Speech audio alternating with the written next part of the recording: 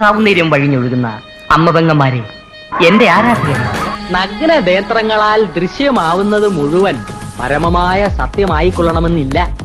പഞ്ചഭൂതങ്ങളും പഞ്ചേന്ദ്രിയങ്ങളും ആവർത്തനത്തിന്റെ നിഗൂഢതയിൽ സമഞ്ജസമായി സമ്മേളിക്കുമ്പോൾ ഉത്ഭൂതമാകുന്ന ജുഗുപ്സാവഹമായ വെറും തോന്നലാവാം അത്.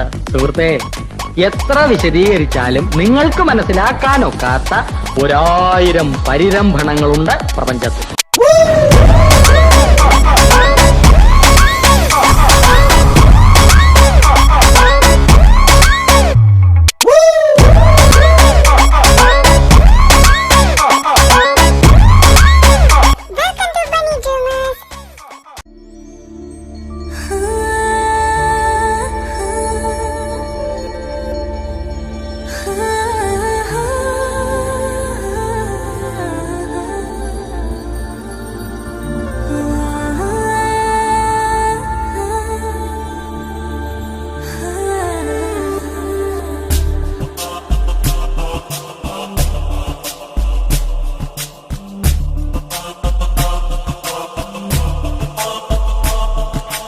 ഞാൻ വരുമീ പാതയിലായി നിൻമിഴി കാത്തു നിൽപ്പു, എന്നിമയറിയാതെ എന്നിഴലായി എന്നും നീ കൂടെ, എന്നാത്മാവിൽ ചേർന്നലിയും കാറ്റിൻ ശ്വാസം, എന്നുയിരിൽ ലയമേകിടും പ്രേമത്തിൻ ലാസ്യം, നാം തമ്മിൽ അറിയും നിമിഷം മാത്രം.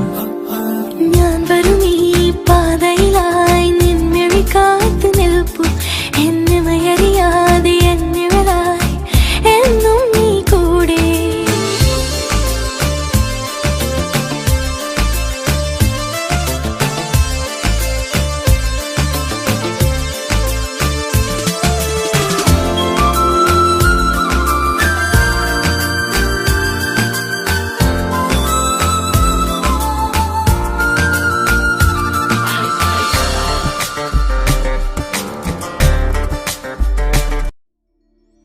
ഇതെന്തിനു ഈ ഉള്ള സ്ഥലത്ത് ലൈറ്റൊക്കെ ഇട്ടേക്കുന്നത്? കറണ്ട് ബില്ല് കുറേ ആവത്തില്ലേ? അതൊക്കെ എൻ്റെ അച്ഛനായിരിക്കണം ഇപ്പം. ഈ ബൾബിനെയൊക്കെ കല്ലെറിഞ്ഞ് പൊട്ടിച്ചാൽ. ഇയാളിതെന്തോ കുറേ നേരമല്ല അങ്ങോട്ട് തിരിഞ്ഞേക്കാൻ തുടങ്ങിയിട്ട്. അതെ, എക്സ്ക്യൂസ് മീ, എന്തിനാ എന്നെ വിളിച്ചേ? തല്ലാനാണെങ്കിൽ ഇവിടെ ഇട്ട് തല്ലരുത്. ഇവിടെ ഇട്ട് തല്ലിക്കഴിഞ്ഞാൽ പിടിച്ചു മാറ്റാൻ വരാൻ ചൈതോട്ടനോ ഋഷിയേട്ടനോ ആരുമില്ല. എല്ലാവരും കൂർക്കം വലിച്ച് കിടന്നുറങ്ങിയെന്നാണ് തോന്നുന്നത്. അതുകൊണ്ട് എന്താണെന്ന് വെച്ചാൽ പെട്ടെന്ന് പറയുമോ? കണ്ടോ, ഇതാ നിൻ്റെ ഈ വായ എനിക്കിഷ്ടമല്ലാത്തത്. നീ എന്തിനിങ്ങനെ ഓവറായിട്ട് കിടന്ന് ചിലയ്ക്കുന്നത്? ഇതുകൊണ്ടും കൂടിയല്ലേ നീ എൻ്റെ ഇത് വാങ്ങിച്ച് പിടിക്കുന്നത്? ഞാനൊരു കാര്യം പറയാം തൃശ്ശൂൽ വിഷ്ണുദാസേ, എനിക്കെൻ്റെ ലൈഫിൽ ഇത്ര ഇറിറ്റേറ്റിംഗ് ആയിട്ടൊരു പേഴ്സണെ തോന്നിയിട്ടുണ്ടെങ്കിൽ അത് നീയാ. അതിൻ്റെ ഒറ്റൊരു റീസൺ എന്ന് പറയുന്നത് നീ എൻ്റെ ഈ ചലപ്പ. ഇത് നിർത്തിക്കഴിഞ്ഞാൽ നീ ഒരു നല്ല മനുഷ്യനാണ്. അതാദ്യം നീ മനസ്സിലാക്കുക. ഓ പിന്നെ താമ്പോടോ ഭീമ, അങ്ങനെ സംസാരിക്കാതിരുന്ന് നല്ല പേഴ്സൺ ആവേണ്ട ആവശ്യമൊന്നും ഈ തൃശ്ശൂൽ വിഷ്ണുദാസിന് ഇല്ല കേട്ടോ. പിന്നെ എന്നെ ഈ തന്തയ്ക്ക് വിളിക്കും പോലെ എൻ്റെ അച്ഛൻ്റെ പേരിങ്ങനെ എടുത്തെടുത്ത് പറയണമെന്നില്ല. ഞാൻ അത്രയ്ക്ക് മന്ദോത്തിന്നല്ല. എൻ്റെ അച്ഛനെ വിളിക്കുവാണെന്ന് മനസ്സിലാക്കാനുള്ള ബുദ്ധിയും സാമാന്യ ബോധമൊക്കെ എനിക്കും ഉണ്ട് മിസ്റ്റർ ഇകാഷ് റായ്ചന്ദ് ചൗധരി. ഓഹോ, അപ്പം ഞാൻ നിൻ്റെ തന്തയ്ക്ക് വിളിച്ചാണെങ്കിൽ ഇപ്പം നീയും എൻ്റെ തന്തയ്ക്ക് വിളിച്ചാണല്ലേ? No way. അല്ലല്ലോ, നിങ്ങളുടെ അച്ഛൻ്റെ പേര് റോയ് റായ്ചന്ദ് ചൗധരി എന്നല്ലേ? ഞാനിവിടെ റായ്ചന്ദ് ചൗധരി എന്ന് മാത്രമേ പറഞ്ഞിട്ടുള്ളൂ. ഫ്രണ്ടിൽ പറഞ്ഞ നിങ്ങളുടെ പേരല്ലേ. ഞാനിവിടെ അച്ഛനെ വിളിച്ചിട്ടില്ല. ഞാൻ നിങ്ങളെ പറയല്ല, ഐ ആം ഡീസൻറ്റ്. ഓക്കെ?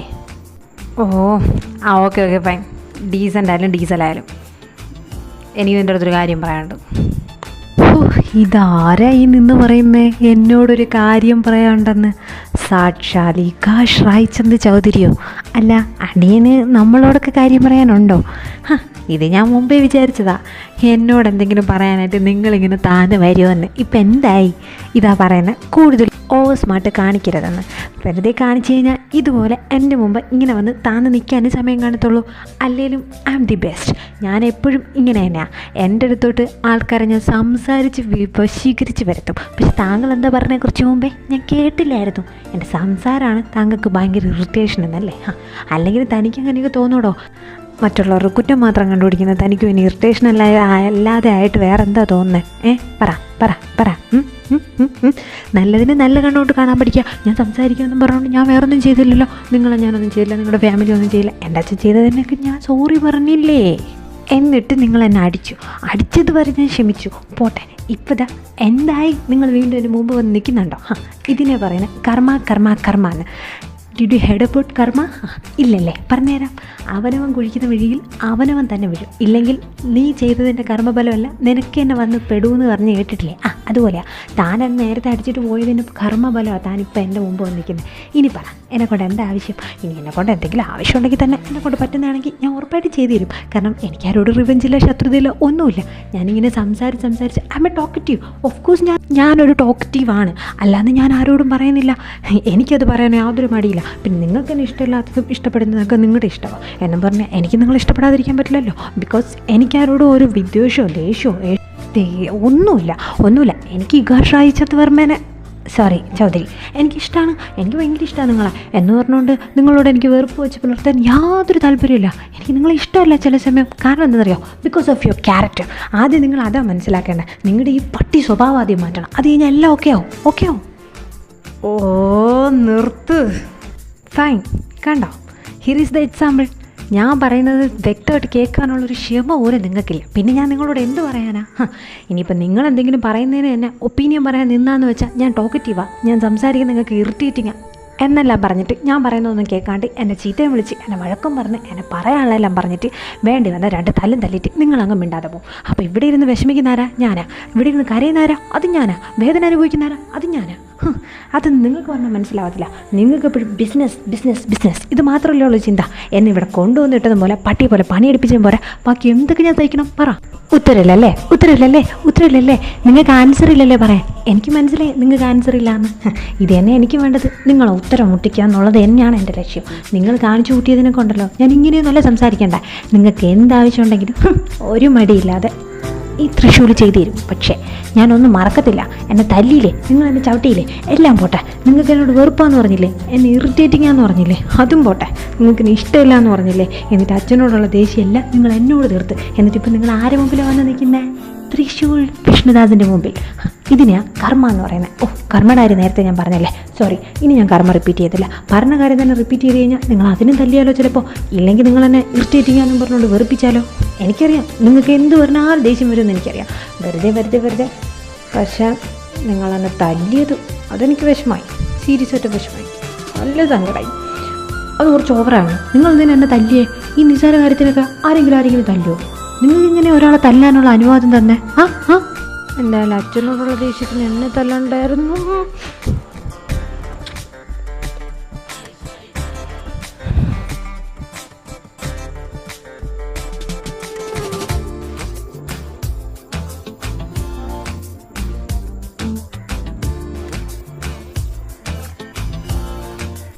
ആഹാ, വാടഞ്ഞല്ലോ. നല്ല കാര്യം. നീ എത്ര നേരമേ സംസാരിച്ചോണ്ടിരുന്നേന്നറിയോ? സോറി, ഇത് പറയാനാണ് നിന്നെ വിളിച്ചോണ്ട് ഞാൻ ഇങ്ങോട്ട് വന്നത്. ഒരു 5 അക്ഷരത്തിന് വേണ്ടിയിട്ടാണ് നീ ഇത്രയും ഡയലോഗ് എൻ്റെ അടുത്ത് അടിച്ചത്. So irritating. പറയാതിരിക്കാൻ വയ്യ. Anyway, I am really sorry. ഞാൻ ചെയ്ത തെറ്റ്. അന്നേരത്തെ ഫ്രസ്ട്രേഷനിൽ ഒരിക്കലും ഞാനങ്ങനെ ചെയ്യാൻ പാടില്ലായിരുന്നു. നീ പറഞ്ഞ ശരിയാ. ആരെയും അടിക്കാനുള്ള സ്വാതന്ത്ര്യമൊന്നും ആരും തന്നിട്ടില്ല. പക്ഷെ അപ്പോഴത്തെ ദേഷ്യത്തിന് അടിച്ചു പോയതാണ്. അല്ലാതെ മനഃപൂർവ്വം അടിച്ചതല്ല. അതാദ്യം മനസ്സിലാക്കും. ഞാനിങ്ങനെയൊന്നും ചെയ്യാത്തതാണ്. എൻ്റെ കയ്യിൽ നിന്ന് പറ്റിപ്പോയി. ഇനി എന്നെ അലച്ച് ബോറടിപ്പിക്കല്ലേ, ദൈവത്തോർത്ത്. അപ്പം ശരി, എന്നാ ഞാൻ പോവാം. ഇനി വേണമെങ്കിൽ നിനക്ക് നിൻ്റെ വാ തുറക്കാം കേട്ടോ. ആരെയും ഇങ്ങനെ ഇറിറ്റേറ്റ് ചെയ്യിപ്പിക്കരുത്. എൻ്റെ ചെവിയുടെ ഫിലമെൻ്റ് അടിച്ചു പോയെന്നാണ് തോന്നണം. ശരി എന്നാ.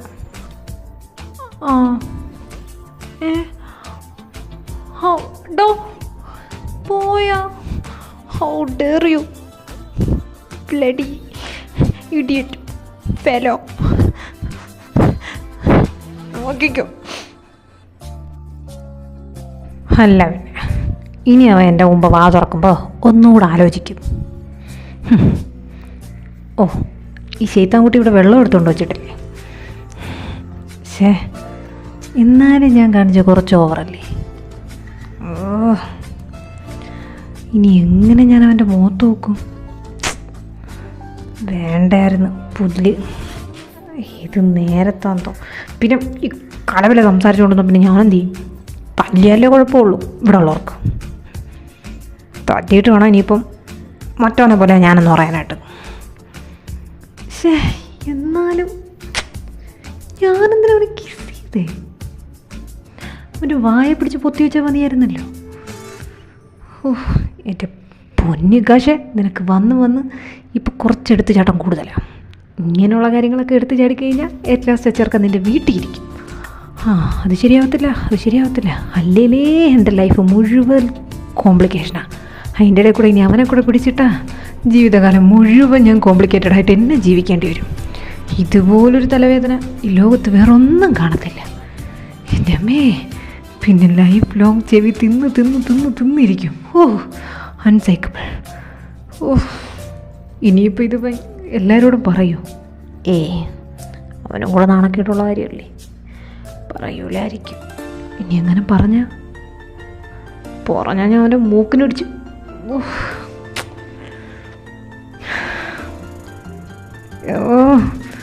അവൻ്റെ മുഖത്തങ്ങനെ നോക്കും.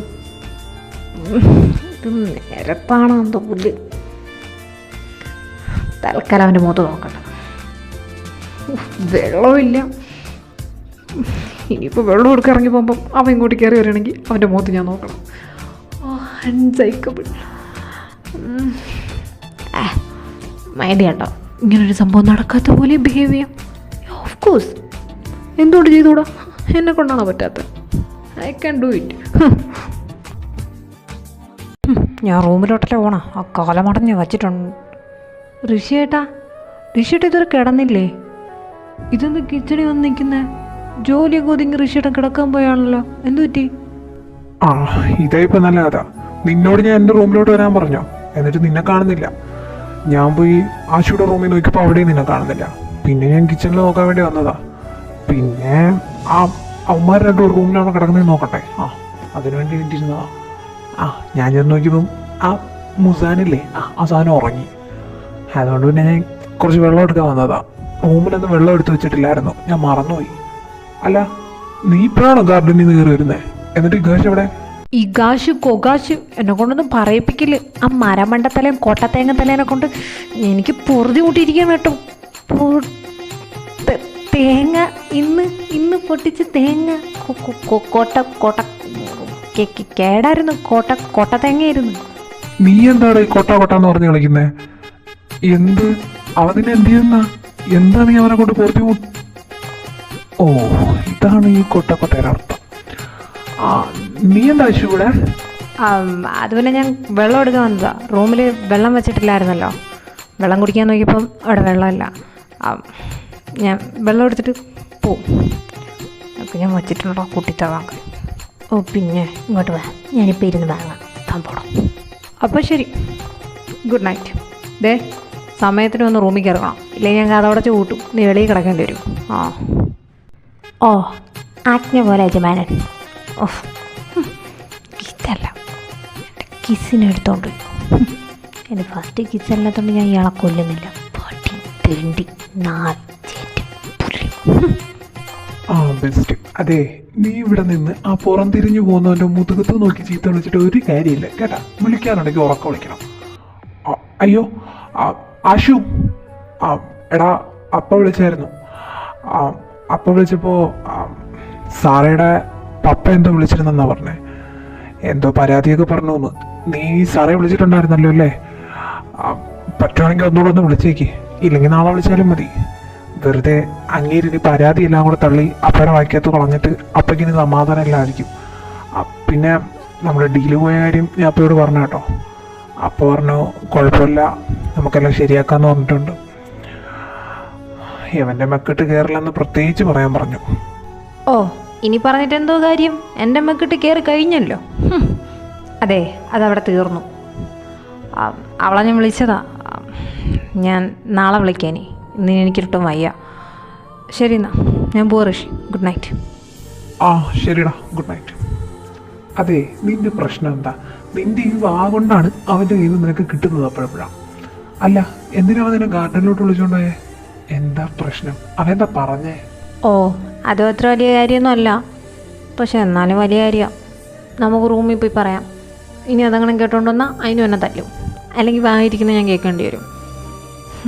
വാ, ഫ്രഷ് ആവണം, ഡ്രസ്സ് എടുക്കണം, പോയി കിടന്ന് ഉറങ്ങണം. ഇനി താമസിച്ച് ചെന്നാൽ അതിന് കിട്ടും. അത് ശരിയാ. ഇനി നീ അതിന് ഞാൻ കാരണം ചീത്ത വാങ്ങണ്ട. വാ പോവാം. അയ്യോ അയ്യോ അയ്യോ, ആ ചെറുക്കനങ്ങാണോ അത് ഋഷിയുടെ അടുത്ത് പറഞ്ഞ? ഞാനെങ്ങനെ ഋഷിയുടെ മുഖത്ത് നോക്കും? ഞാൻ ചെന്നപ്പോൾ പറഞ്ഞ അത് തന്നെയാണോ പറയാൻ പോയത്? എന്തോ തേങ്ങയുടെ ആരോഗ്യമല്ലേ പറഞ്ഞേ? അവൻ പറയത്തൊന്നുമില്ല. പറയത്തില്ലെന്ന് വിശ്വസിക്കാം. എങ്ങനെ പറഞ്ഞവൻ്റെ അടിക്കാനും. ഇനി അടിച്ചു കഴിഞ്ഞാൽ പറയും വേണ്ട. അതിൻ്റെ ഇടയിൽ കൂടെ ഒട്ടും സമാധാനം തരാതെ മൈക്കിളങ്ങൾ. സാറൊക്കെങ്കിലും സാറയുടെ പപ്പയെ പറഞ്ഞ് മനസ്സിലാക്കി കൂടെ. ദേഷ്യം വരുന്ന ശല്യം. അവളൊന്ന് വിളിച്ചില്ലെങ്കിൽ കുറ്റം. അവൾ കുളിച്ച, തിന്ന, മൂത്രമൊഴിച്ച ഇതൊക്കെ ഞാൻ തിരക്കണം. എല്ലാവരും കൂടെ ഓരോ തൊണ്ടാരം പിടിച്ചതൊക്കെ എൻ്റെ തലയിലെടുത്ത് വച്ച് തരും. മോശങ്ങൾ എല്ലാം. എനിക്ക് സമാധാനം കാണത്തില്ല. എൻ്റെ ലൈഫ് മാത്രം ഇങ്ങനെ ആയിപ്പോയല്ലോ ദൈവമേ. എന്തൊരു കഷ്ടമായത്. ചുറ്റും പ്രശ്നങ്ങളാണ് എനിക്ക് ചുറ്റും. ഒന്ന് നേരെ ചെവി ശ്വാസം വിടാൻ പോലും സമാധാനം ഇല്ലാത്ത നാശം പിടിച്ച ജീവിതം. എൻ്റെ സെലക്ഷൻ തെറ്റിയില്ല. നിനക്ക് ഈ ഡ്രസ്സൊക്കെ നന്നായിട്ട് ചേരുന്നുണ്ട്. അല്ല, ഇനി നീ പറ, എന്തുവായിരുന്നു ഗാർഡനിലെ പരിപാടി രണ്ടിനും കൂടെ? അവയെന്തിനാ തന്നെ വിളിച്ചോണ്ട് ചീത്ത വല്ലതും പറഞ്ഞോ? തല്ലിയില്ലാന്ന് മോഹം കണ്ടറിയാം. എന്തോ പറഞ്ഞു, അതുകൊണ്ടല്ലേ നിനക്ക് ഇത്ര ദേഷ്യം അവനോട്? എന്താടാ പറഞ്ഞേ? അതവിടെ നിൽക്കട്ടെ, അത് ഞാൻ പറയും. ഋഷിയോടിനോടല്ലാതെ ഞാൻ ആരോടാ അത് പറയാം? ഈ വീട്ടിൽ വന്നിട്ട് ഞാൻ 2 ദിവസമായിട്ടുള്ളെങ്കിലും ഏറ്റവും കൂടുതൽ അടുപ്പവും ഞാനുമായിട്ട് ഏറ്റവും കൂടുതൽ ക്ലോസ് ആയിട്ടിരിക്കുന്നത് ഋഷിയേട്ടനാണ്. അതുകൊണ്ട് ഇവിടെ ഇപ്പോൾ എനിക്ക് കാര്യങ്ങൾ ഷെയർ ചെയ്യാൻ ഋഷിയേട്ടൻ മാത്രമേ ഉള്ളൂ. ഋഷിയേട്ടനോട് ഞാനൊരു കാര്യം ചോദിക്കട്ടെ. ഋഷിയേട്ടൻ ഇപ്പോൾ ഹാപ്പിയാണോ? അല്ലാന്ന് അറിയാം. ഇനി ആണെന്ന് കള്ളം പറയാൻ നിൽക്കണ്ട. അതാ മുതേനുണ്ട് ഒട്ടും ഹാപ്പിയല്ലാന്ന്. പിന്നെ ഇപ്പം ഈ ചിരിക്കുന്നതൊക്കെ ചിരി വരത്തി ചിരിക്കുന്നതാന്ന് മുഖത്ത് എഴുതി വെച്ചിട്ടുണ്ട്. ഋഷിയേട്ട ഒട്ടും ഓക്കെ അല്ലെന്നും എനിക്കറിയാം. പോട്ടെ ഋഷിയേട്ടാ, വിട്ടളാ. നമുക്ക് വിധിച്ചിട്ടില്ലാത്തത് നമുക്ക് വേണ്ടാന്നങ്ങ് വിചാരിക്കാം. ഋഷിയേട്ടൻ്റെ സിറ്റുവേഷൻസ് വെച്ച് ഒരിക്കലും ചൈതുവേട്ടനെ ഋഷിയേട്ടന് അക്സെപ്റ്റ് ചെയ്യാൻ പറ്റത്തില്ല. പിന്നെ വിഷമിച്ചിട്ടും കാര്യമില്ലല്ലോ. നീ പറഞ്ഞതൊക്കെ ശരിയാ, വിഷമിച്ചിട്ട് കാര്യമൊന്നുമില്ല. പക്ഷേ അവനും ഈ മുസാനും തമ്മിലുള്ള റിയാക്ഷൻ അത് ജെന്യൂൻ ആണെന്ന് എനിക്ക് തോന്നുന്നില്ല. എന്തോ എന്നെ കാണിക്കാനായിട്ട് നടത്തുന്ന ഒരു ഡ്രാമ പോലെയാണ് എനിക്ക് തോന്നിയത്. എനിക്ക് മേ ബി അങ്ങനെ തോന്നിയതായിരിക്കാം. പിന്നെ അവനങ്ങനെ മറ്റൊരാളുടെ കൂടെ കാണുമ്പോൾ അത് സഹിക്കാൻ പറ്റുന്നില്ല. അതൊന്നാമത്തെ കാര്യം. എന്തോ നെഞ്ചിനകത്തൊരു കല്ലെടുത്ത് വെച്ച ഫീലാണ്. എന്നെ കാണിക്കാനാണെങ്കിൽ എന്തിനാ ഇമാതിരി പ്രഹസനമൊക്കെ? ഇന്നലെ കൂടെ അവൻ അത്ര ഇമോഷണലായിട്ട് എന്നോട് സംസാരിച്ചേ. എന്നിട്ട് ഇന്ന് അവൻ്റെ ബോയ് ഫ്രണ്ടിനെ വീട്ടിൽ വിളിച്ചു വരുത്താന്ന് വെച്ചാൽ, അവന് ബോയ് ഫ്രണ്ട് ഉണ്ടെന്ന് ആശു പറഞ്ഞായിരുന്നു. പക്ഷെ അതും വിശ്വസിക്കാൻ പാടാ. ബിക്കോസ് അവന്മാർ രണ്ടും ഭയങ്കര കൂട്ടാണ്. അവരെന്താ പ്ലാൻ ചെയ്യുന്നത്, അവരെന്തൊക്കെയാണ് കാണിച്ചു കൂട്ടുന്നത്, ഇതൊന്നും നമ്മൾ ചിന്തിക്കാൻ പോലും പറ്റത്തില്ല. അതുകൊണ്ട് ഇതൊക്കെ ജെന്യൂൻ ആണോ എന്ന് ചെറിയൊരു ഡൗട്ടുണ്ട്. ഇനി ആണെങ്കിൽ ഹാപ്പി ആയിട്ടിരിക്കട്ടെ, അല്ലാതെ ഞാനെന്ത് പറയാൻ? നീ പറയുമ്പോൾ വിഷമിച്ചിട്ട് കാര്യമില്ലല്ലോ, പോയത് പോയി. എന്നാ പൊന്നു മോനെ ഋഷിയേട്ടാ, നീ കേട്ടോ, അത് ജെന്യൂനല്ല. ഇക്കാര്യത്തിൽ എനിക്ക് നല്ല ഡൗട്ടുണ്ടായിരുന്നു. ഇപ്പം ഏകദേശം ഉറപ്പായി. അന്ന് ഇന്നലെ ഞാൻ പറയുന്നുണ്ടോ തോന്നുന്നു 5 വർഷം മുമ്പെയാണ് കേട്ടോ. ഇന്നലെ വൈകുന്നേരമല്ലല്ലോ, ഇന്നലെ ഒരു 11:10, 9 മണിയായപ്പോഴാണ് പുള്ളിക്കാരൻ ഇവിടെ ലാൻഡ് ചെയ്തത്. പുള്ളിക്കാരൻ വന്നപ്പോൾ തന്നെ ഈ ചൈതുവേട്ടനോട് പറഞ്ഞ എന്താണെന്നറിയോ? നിൻ്റെ ബോയ് ഫ്രണ്ടായിട്ട് അഭിനയിക്കാൻ വന്നതാ ഞാനെന്ന്. ആ അതെന്തിനാ അങ്ങനെ പറയുന്നേ? ഒറിജിനൽ ബോയ് ഫ്രണ്ട് ആണെങ്കിൽ എന്തിനാ അങ്ങനെ പറയുന്നേ? ഇത് ഞാൻ കേട്ടതാ. ഇനി ഇത് സത്യമാണോ കള്ളാണോ ഇതിൻ്റെ ഇടയിൽ വല്ല ഗുലുമാലുണ്ടോ എന്നൊന്നും എനിക്കറിയത്തില്ല. അപ്പോഴത്തേനും ചെയ്തോട്ടം പറഞ്ഞു, ബേബി എന്തിനാ ഇങ്ങനെയൊക്കെ കള്ളം പറയുന്നേ, എന്തോ ഈ നിൽക്കുന്ന ഇവൻ വരെ വിശ്വസിച്ചു എന്നും പറഞ്ഞുകൊണ്ട് അങ്ങനെ പറഞ്ഞു. അന്നേരം പിന്നെ ഞാനും വിചാരിച്ചു ഒരു പ്രാങ്കാന്ന് പറഞ്ഞു എന്നിട്ട് എന്നോട്. അപ്പോൾ പ്രാങ്ക് നടത്തിയതായിരിക്കാം, മേ ബി, ചിലപ്പം പ്രാങ്ക് ആയിരിക്കാം കേട്ടോ. ഇനിയിപ്പോൾ ഇതും പൊക്കി പിടിച്ചുകൊണ്ട് ഋഷിയായിട്ട് നടക്കരുത്, ഞാനിപ്പോഴേ പറഞ്ഞേക്കാം. എങ്ങാനും ഒരു ഒറിജിനൽ ബോയ് ഫ്രണ്ട് ആണെങ്കിൽ അയ്യോ ഋഷിയുടെ ലൈഫ് പോവും. അതുകൊണ്ട് പറയാ, എനിക്ക് ചെറിയൊരു ഡൗട്ടുണ്ട് ഋഷിയേട്ടൻ പറഞ്ഞ പോലെ ഇത് ജെന്യൂനാണോ എന്ന്. ആ നീ എങ്ങനെ കേട്ടെങ്കിൽ ഉറപ്പാ ഇത് ജെന്യൂനായിട്ടുള്ള റിലേഷനൊന്നും അല്ല. എന്നെ കാണിക്കാൻ വേണ്ടി കാണിച്ചു കൊടുക്കുന്നതാ. കാണിക്കട്ടെ, എവിടം വരെ കാണിക്കുമെന്ന് കാണാമല്ലോ. ഇനി അഥവാ ജെന്യൂൻ ആണെങ്കിൽ നീ പറഞ്ഞ പോലെ അവർ ഹാപ്പി ആയിട്ടിരിക്കട്ടെ, എനിക്കെന്താ അതിൻ്റെ ഇടയിൽ കാര്യം. ഓ എൻ്റെ മന്ദബുദ്ധി ഋഷിയേട്ടാ, അങ്ങനെയാണെങ്കിലാണ് നിങ്ങൾക്കിടയിൽ കാര്യം. അതെ, ഇത് ജെന്യൂനാണ് അല്ലേന്ന് നമുക്ക് കണ്ടുപിടിക്കാം. അതിനുള്ള ഐഡിയൊക്കെ ഞാൻ പറഞ്ഞുതരാം ഋഷിയേട്ടനെ. എൻ്റെ ഋഷിയേട്ടൻ ഇങ്ങനെ വിഷമിക്കാതെ ഇത്രയും സുന്ദരനും സൽസ്വഭാവിയായിട്ടുള്ള അനിയൻ, പ്യുവറായിട്ടുള്ളൊരു ബ്രദർ ഇവിടെ ഉള്ളപ്പോൾ ഋഷിയേട്ടൻ എന്തിനാ ബ്രദർ ഇവിടെ ഉള്ളപ്പോൾ ഋഷിയേട്ടൻ എന്തിനാ വിഷമിക്കുന്നേ പറ. എന്താണെന്നറിയില്ല ഋഷിയേട്ടാ, എനിക്ക് മലയാള സ്ഫുടത ഇപ്പോൾ വരുന്നില്ല. ആ അതുകൊണ്ട് ഋഷിയേട്ടാ, മുള്ളിനെ മുള്ളുകൊണ്ടെടുക്കണം. അതായത് അവർ ഒരു കാര്യം നീക്കിയല്ലോ, അവരാനയെ നീക്കുക, നമ്മൾ എന്ത് ചെയ്യണം, കുതിരയെ നീക്കണം. ഈ ലൈഫ് എന്ന് പറഞ്ഞാൽ ഒരു ചെസ്സ് കളി പോലെയാണ്. ചെക്ക് വെച്ച് മുമ്പോട്ട് ജയിച്ച് പോകണം. അല്ലാതെ വഴിയിൽ ഇതുപോലെ മുട്ടുകുത്തി വിഷമിച്ചിരിക്കാൻ പാടില്ല.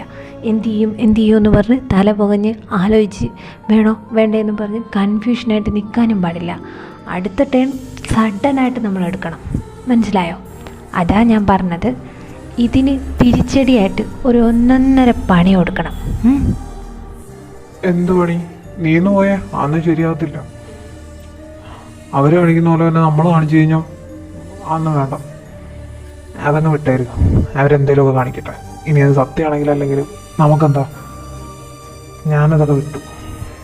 ഇഷ്ടമുണ്ട്, ഒരിക്കലും മറക്കാനും പറ്റത്തില്ല. എന്ന് വെച്ച് എനിക്കൊരിക്കലും അവൻ അക്സെപ്റ്റ് ചെയ്യാൻ പറ്റത്തില്ല.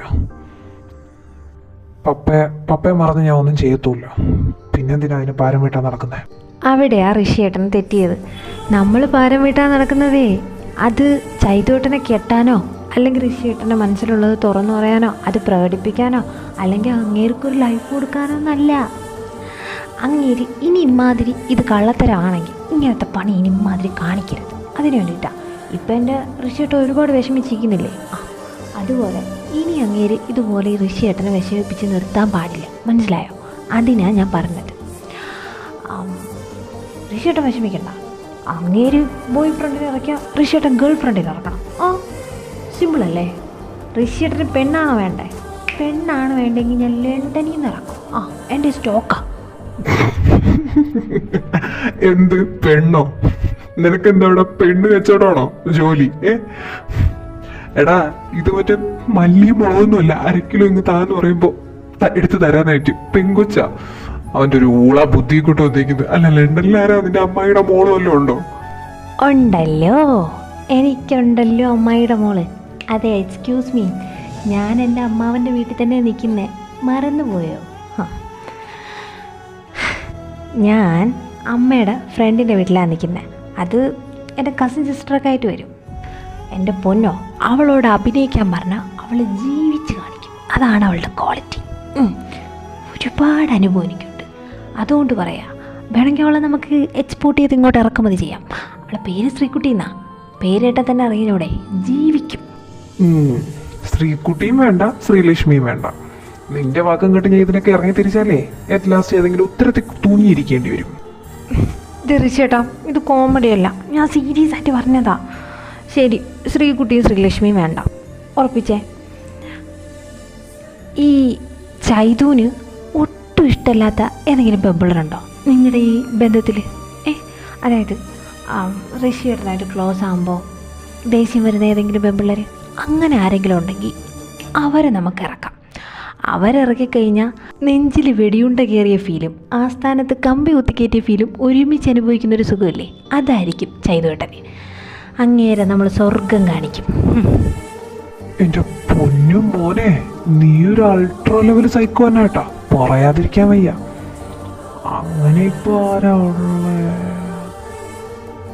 ആ, ഒരാളുണ്ട്. അത് എൻ്റെ ബന്ധത്തില്, അതായത് എൻ്റെ അച്ഛൻ്റെ അമ്മയുടെ ബന്ധത്തിലെ ഒരു അകന്ന ബന്ധുവാണ്. അവളങ്ങ് പഞ്ചാബിലാ. ഞങ്ങളുടെ ശരിക്കുള്ള സ്ഥലം അവിടെയാണല്ലോ.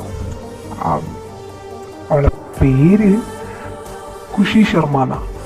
അതായത് എൻ്റെ അച്ഛൻ്റെ അടുത്ത ബന്ധത്തിലുള്ളതാണ്. അവൾ മാത്രമേ ഞാനുമായിട്ട് ആകെപ്പാടെ എൻ്റെ റിലേറ്റീവ്സിൽ കോണ്ടാക്റ്റ് ഉള്ളൂ. അവളെ ഇടയ്ക്കിടയ്ക്ക് എന്നെ ഇവിടെ കാണാനൊക്കെ വരും. വരുന്ന സമയത്തിന് ചൈതൂന് അവളെ വലിച്ചു കീറാനുള്ള ദേഷ്യമുണ്ട്. കാരണം അതെൻ്റെ ഒരു മുറപ്പെണ്ണായിട്ടൊക്കെ വരും. അന്നേരം അവളുമായിട്ട് എപ്പോഴും അടിയൊക്കെ ആവേ. അവളങ്ങാണ് ഇവിടെ വന്നു കഴിഞ്ഞാൽ അവൻ്റെ താണ്ഡവം നമ്മൾ കാണേണ്ടി വരും. അതുകൊണ്ട് തന്നെ അവളോടാണ് ആകെപ്പാടെ ഇമാതിരി പരിപാടിയൊക്കെ ഉള്ളത്. ഫൈൻ. എന്നാ മോനെ ഋഷിച്ചേട്ടാ, നീ ഉറപ്പിച്ചോ, പുള്ളിക്കാരിയെ വിളിച്ചിട്ട് ഇന്ന് തന്നെ ഞാൻ ഇവിടുന്ന് പോയതിന് ശേഷം വിളിച്ചിട്ട് പറയണം, പറ്റുമെങ്കിൽ നാളെ തന്നെ പഞ്ചാബിൽ നിന്ന് ഫ്ലൈറ്റ് പിടിച്ച് ഇങ്ങോട്ട് വരാൻ. നാളെ കയറിയ പുള്ളിക്കാരി നാളെ തന്നെ എത്തുമായിരിക്കും. ഒരു കുറച്ച് നേരമല്ലേ ഉള്ളൂ. എത്തി ഇവിടെ നമ്മൾ അവർ ബോംബിട്ടാൽ നമ്മൾ അമിട്ടിടുമെന്ന് കാണിച്ചു കൊടുക്കണം. അത്രേ ഉള്ളൂ. അതെ, ഇനി ആ കാര്യം ആലോചിച്ച് ടെൻഷൻ അടിക്കണ്ട.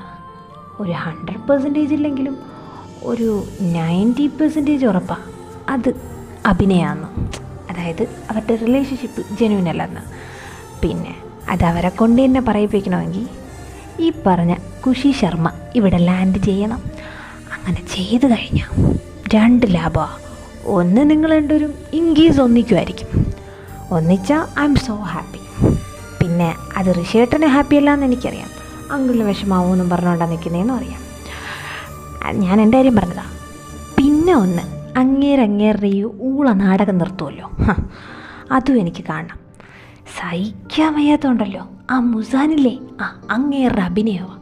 എൻ്റെ അമ്മേ, എന്തൊരു ലിപ്പിയിലാണ്. ഇങ്ങനെ അഭിനയിക്കുമ്പോഴെങ്കിലും ഇത്തിരി പറയും പോലെ നമ്മളിൽ ഇത് അഭിനയമാണോ സത്യമാണോ കള്ളമാണോ എന്നുള്ളതിന് തെളിവുകളില്ലല്ലോ. എന്നാലും അങ്ങനെ നമുക്ക് വിശ്വസിക്കാം. അങ്ങനെ ഏറിയെന്ന് പറഞ്ഞാൽ അങ്ങനെയല്ലേ പറഞ്ഞത്. അതുകൊണ്ട് ഋഷിയേട്ടൻ എന്തായാലും ഈ ഖുഷി ശർമ്മ ഒന്ന് വിളിച്ചേരാൻ. ഖുഷി ശർമ്മ ഒന്ന് വന്നോട്ടെ. ഞാനും അവളും കൂടെ ഇവിടെ അവളെ കൊണ്ട് കുശൂട്ട് നാറ്റിക്കും. സോറി, ഇവിടെ ഞങ്ങൾ ബോംബെറിഞ്ഞ് നാറ്റിക്കും. കണ്ടോ, ഇത് എൻ്റെയും കൂടെ റിവെഞ്ചാണ്, എൻ്റെ ഋഷിയേട്ടന് വേണ്ടി. എന്റെ പൊന്നോ, മതി, ഞാൻ വിളിച്ചു നോക്കാം. അവൾ വരുമില്ലെന്നൊന്നും എനിക്കറിയത്തില്ല. നീ ഏതായാലും അതങ്ങ് കാടി കയറി സ്വപ്നം കാണാനും നിൽക്കണ്ട. പിന്നെ നീ പറഞ്ഞ പോലെ വരുവാണെങ്കിൽ വരട്ടെ. ഇതെങ്ങാനും കള്ളക്കളിയാണെങ്കിൽ എൻ്റെ മുമ്പിൽ തെളിയുമല്ലോ. എടാ, എനിക്ക് അവനെ കിട്ടൂല എന്നൊക്കെ എനിക്കറിയാം. അവൻ ആരെങ്കിലുമായിട്ട് റിലേഷനിലാവണേക്ക് എനിക്ക് സന്തോഷമേ ഉള്ളൂ. പക്ഷെ ഇതിപ്പോൾ അഭിനയിക്കാനാണെങ്കിൽ പോലും ഇങ്ങനെ ഇതെങ്ങാണോ അഭിനയമാണെങ്കിൽ പൊന്നു മോനെ അവൻ്റെ ചെപ്പക്കുട്ടി ഞാൻ അറിഞ്ഞ് പൊട്ടിക്കാൻ നോക്കിയോ. തൊട്ട് ഒരുമി കിസ് ചെയ്യാൻ പോയിക്ക് നിന്ന്. അതൊക്കെ വിടും. ഇതൊക്കെ ആലോചിച്ചാൽ തന്നെ എനിക്ക് ദേഷ്യം വരും. അല്ല, ഇനി നീ പറ, എന്തുവായിരുന്നു ഗാർഡനിൽ? നിങ്ങളിത് ശ്രദ്ധിച്ച് കേൾക്കണം. അയാൾ എന്നെ വിളിച്ചുകൊണ്ട് പോയി. എന്നിട്ട് അയാൾ പറഞ്ഞു അയാൾക്ക് എന്നോടൊരു കാര്യം പറയാനുണ്ടെന്ന്. അപ്പം ഞാനാണെങ്കിൽ വിചാരിച്ച് അയാളെന്തോ ഹെൽപ്പ് ചോദിക്കാൻ പോകാമെന്നും പറഞ്ഞുകൊണ്ട് ഞാൻ അവിടെ കിടന്ന് ചലപില്ല ആസ് യൂഷ്വൽ അലച്ചു. സംസാരിച്ചു. കുറേ നേരം അയാൾ കേട്ടുകൊണ്ടിരുന്നിട്ട് ഇടയ്ക്ക് അയാൾ നിർത്തുമെന്ന് പറഞ്ഞായിരുന്നു. അപ്പം ഞാൻ പറഞ്ഞു, കണ്ടോ ഇതാണ് തൻ്റെ സ്വഭാവം എന്നും പറഞ്ഞു വീണ്ടും ഞാൻ സംസാരിച്ച് എല്ലാം ന്യായമുള്ള കാര്യങ്ങളാണ്.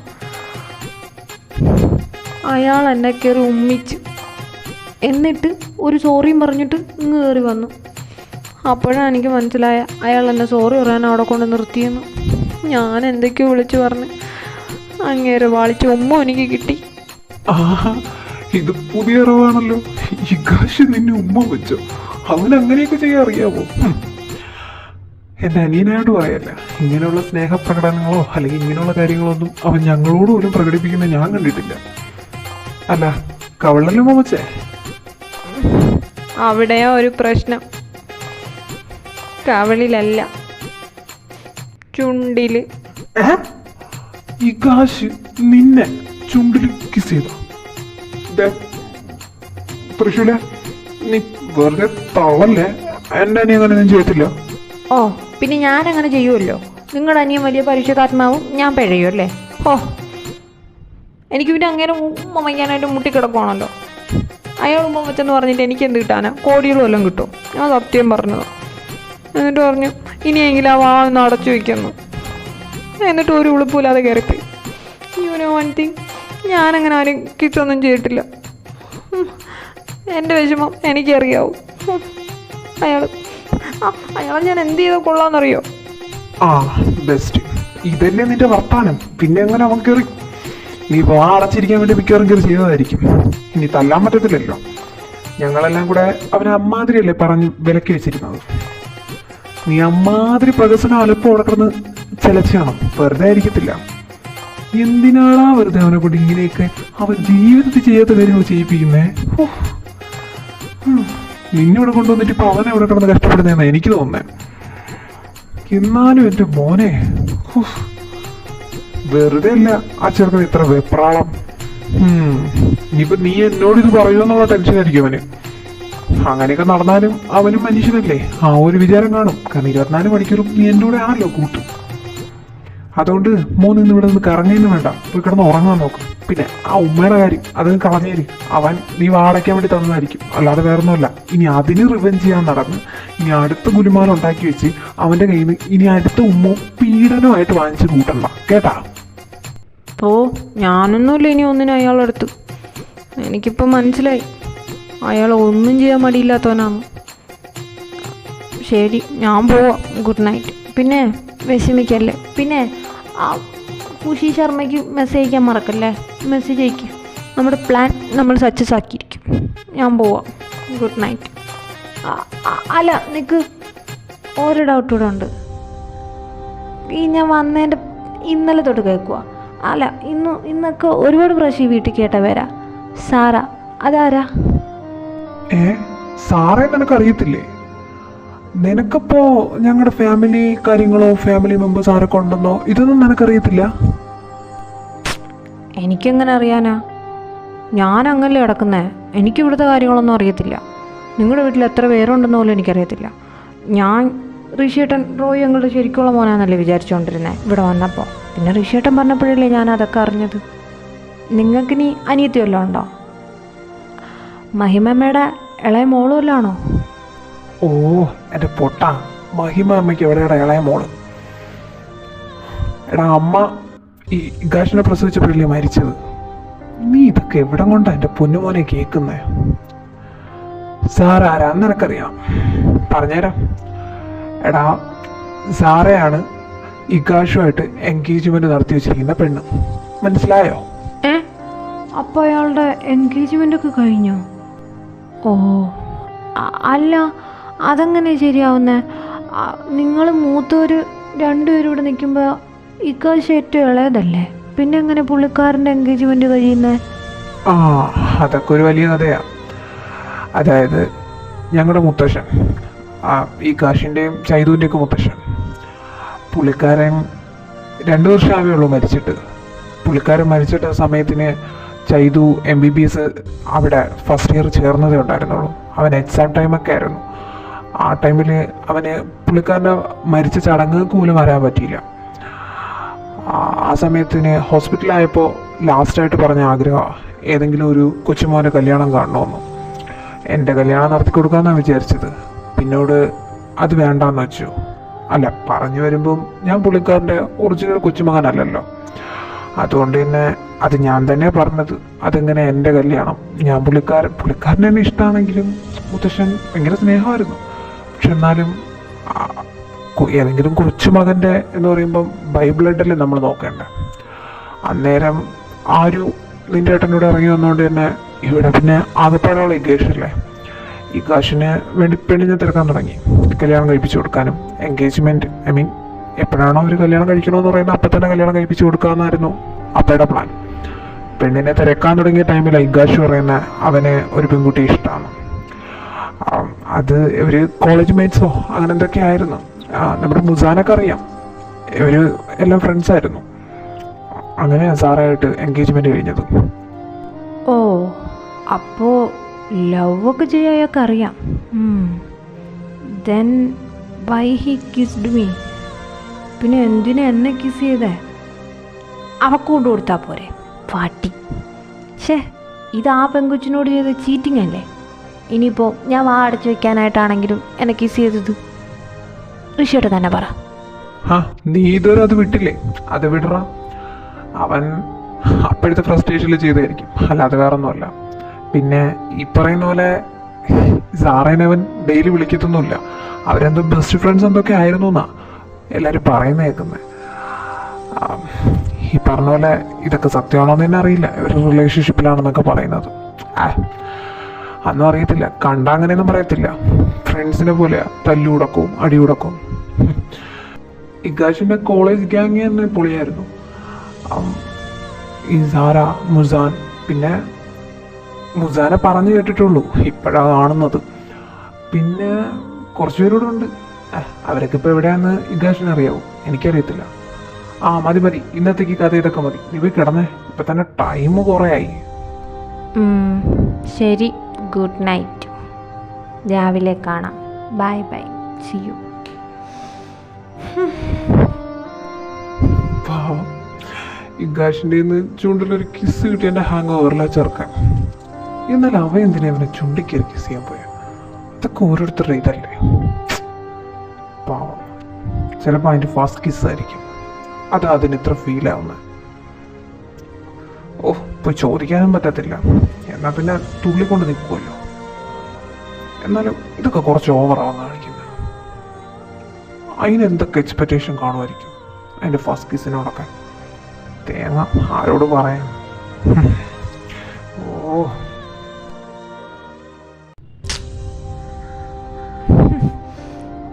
ഞാനെന്തിനും ഇങ്ങനെ വിഷമിക്കുന്നത്?